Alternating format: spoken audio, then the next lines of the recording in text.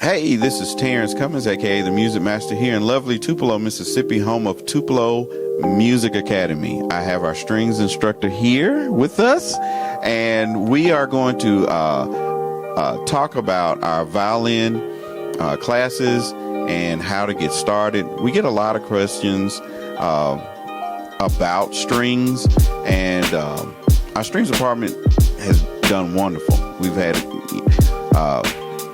Miss Kristen has come in and has done a phenomenal job here, because strings is something I just didn't really have a lot of knowledge on. We had Mr. Alex here before and Miss Rebecca. They were fantastic. Miss Kristen has come in and just been a blessing to the staff. So for the students who are just coming in, parents who are inquiring about violin lessons, what can they expect coming into your class? That's a really good question. So, basically in the first lesson, I will just getting to know about students, their skill level, if they played before, or if they are really beginners, I will teach them some really basic stuff about violins and the right postures, like how to hold the violin. Right. And for parents, they can expect a really, really good communication with me, because it's really, really important to support kids when they practice at home. I've noticed that after a lesson, you go out. Hey, I noticed earlier you came out and said, hey, I'm not going to put too much on her, but I did give a lot of homework. We're expecting this. I know we had a couple students come in. I had a very young student start, and this is the first time you kind of let me know about sizes and this and that, because I was like, well, it's a violin, so I guess they got to fit their hands. She's like, no, they have sizes. So I learned some things. So we want our community to know about, different things that you have to get once they start. So you've inquired about violin lessons and you know a little bit of what to expect. This is a question that I get a lot. And last year we didn't have that, but this year we do. Do I need an instrument to start? For us, no. We are providing instruments, but we are advising you to get your own.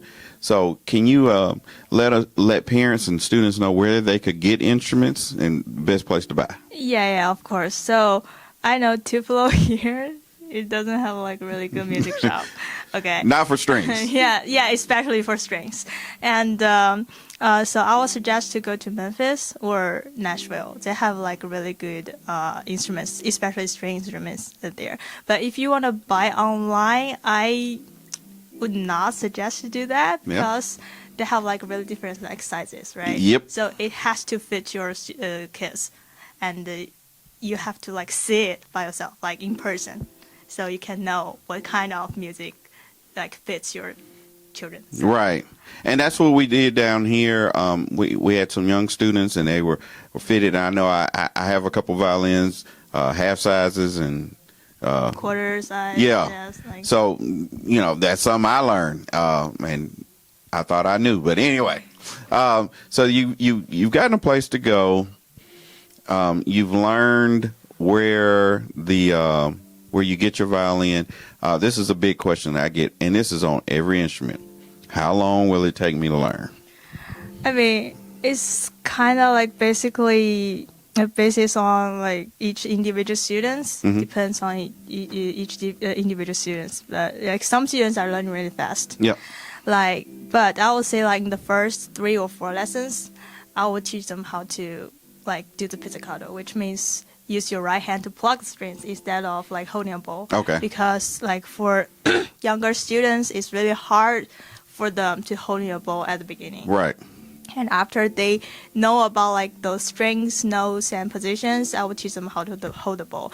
And I will say, I already played violin for 18, 19 years. Okay. But there is still a lot of things I need to learn. Okay. So it's a really long journey. Hey, it is. I was interviewing my son, and this is something funny. He said that he had completed his alto saxophone journey and that he was on to something. I said, well, I've been playing 30 years, so yours is warp speed at 6 months, and I'm 30 years in. I don't know, maybe I'm slow. But anyway, it is a process. once you're learning, and that's the beauty of music. You're always learning. You're always picking up. You can always get better. That's the one thing that I like. It's an insatiable thing that I have for many things, and music is one of those. But since that we know that, you're going to get the different sizes, and it takes time and dedication to learn, we do have parents and students out there who are kind of on the fence. Hey, I'm looking to join a place, but I'm just not sure. I've checked y'all out a little bit. What would you say to a parent who, to convince them to make Tupelo Music Academy their home for music lessons? Yeah, I will say like Tupelo Music Academy is like a really welcoming, encouraging place. Thank you. Thank you. And like the faculty here, like staff here, like they will make lessons based on each individual students, no matter what they want to like play for fun or take it like really seriously. And the faculty here, they're all really professional. I would say really, yeah. Thank you very much. And you're part of that. I mean, you add so much value to our staff. Max said this, you've said this, Ms. King has said this.